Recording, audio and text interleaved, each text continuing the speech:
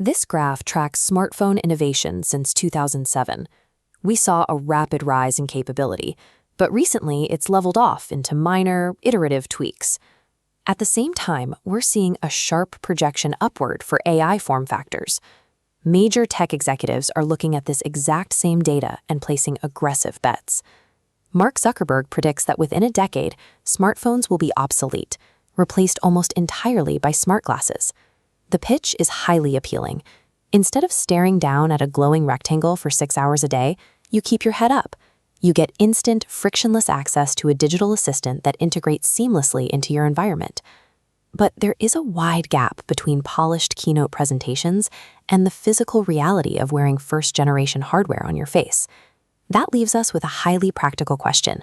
Do you spend hundreds of dollars right now to be an early adopter? Or do you wait for the engineering to catch up to the marketing? To make that call, we have to ignore the hype and look directly at the physical limitations and functional trade-offs of the devices shipping today. Let's look at the hardware currently driving this push. The defining feature of this new generation, like these Meta Ray-Bans, is that they are designed specifically to disguise themselves as regular eyewear. Underneath those standard-looking frames is multimodal AI. This means the digital assistant relies on an integrated camera and microphones to literally see what you see and hear what you hear. Open-source startups like Brilliant Labs are also entering this space. They are deliberately building smart frames that mimic iconic minimalist designs, like the round rimless glasses worn by Steve Jobs, to drive mainstream consumer appeal. This design philosophy is a direct response to older attempts at augmented reality. Devices like Microsoft's HoloLens packed in heavy optics and screens, but failed to gain traction because they were far too bulky for daily wear. These lightweight AI-first frames also stand in sharp contrast to the massive, isolating spatial computing headsets on the market today, like the Apple Vision Pro. But while the industry has finally solved the problem of social acceptability with sleek designs, their actual viability is choked by 3 severe hardware and social constraints. The first hurdle is a strict problem of physics, balancing heavy computing power against microscopic batteries. Look at this schematic. Manufacturers squeeze an NPU into the temple arm next to a battery. This chip performs rapid tasks like real-time translation without waiting for the cloud. But pushing high-end AI demands immense energy, emptying the power cell incredibly fast. Because consumers demand thin, stylish frames, manufacturers are forced to use tiny batteries. That design choice completely eliminates the possibility of heavy, all-day AI usage. In practice, this means taking off your primary vision correction and computing device multiple times a day to leave it sitting on a charging dock.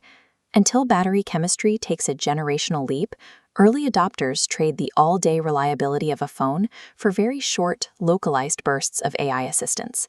That lack of internal power leads directly to the second major constraint, the connectivity tether. This matrix illustrates how current frames survive. To save battery, the glasses actively offload heavy processing to the smartphone in your pocket. Because of this tether, these new form factors remain totally dependent on existing mobile operating systems to function. You still carry your phone everywhere to manage a complex spreadsheet, type out a long email, or maintain a cellular connection. The glasses alone cannot help. The industry wants to reach scenario 2, a future phase where the glasses have enough internal power to operate entirely on their own. But buying a pair today does not free you from your phone. It just buys you a highly capable accessory that reports back to it. The final constraint is less about engineering and more about human behavior, the context-aware privacy cost. The unique power of multimodal AI comes from its ability to constantly scan and interpret the world around you through always-on microphones and cameras. The personal utility here is obvious.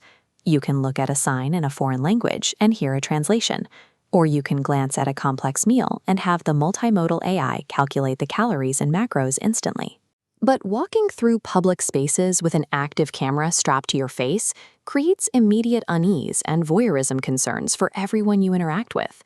We know this is a deeply ingrained cultural reflex because we've seen it before. A decade ago, the first generation of wearable cameras faced intense public backlash, with wearers often confronted by angry bystanders. Today, those fears are even more grounded. Wearable cameras are now frequently linked directly to facial recognition software and institutional databases, making the idea of being recorded without consent far more threatening. It is highly likely we will see a return to strict bans on these devices in casinos, bars, locker rooms, and other private venues. The frictionless convenience you gain personally comes with a heavy social tax, effectively shifting the burden of privacy and trust onto the general public. We have to evaluate those extreme trade-offs against what you actually use a computer for. This decision tree maps out the hardware based on your specific primary goal. If you are a tech-forward optimizer, someone whose main priority is getting away from screens while testing early AI models, then the verdict is to buy. The devices shipping right now are a strong fit, as long as you are comfortable with strict battery limits and keeping your phone nearby.